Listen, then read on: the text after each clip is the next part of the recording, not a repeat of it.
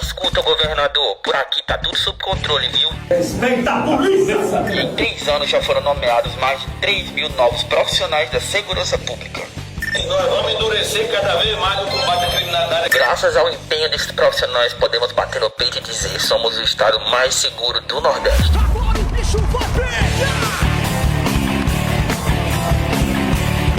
Ser governador, assim, eu estou há 25 anos aqui nessa polícia, pela primeira vez no seu governo, está tendo realmente uma integração e um espaço desse que com essa estrutura vai proporcionar esse combate à criminalidade. Por aqui, governador, a segurança está respondendo em alto e bom som.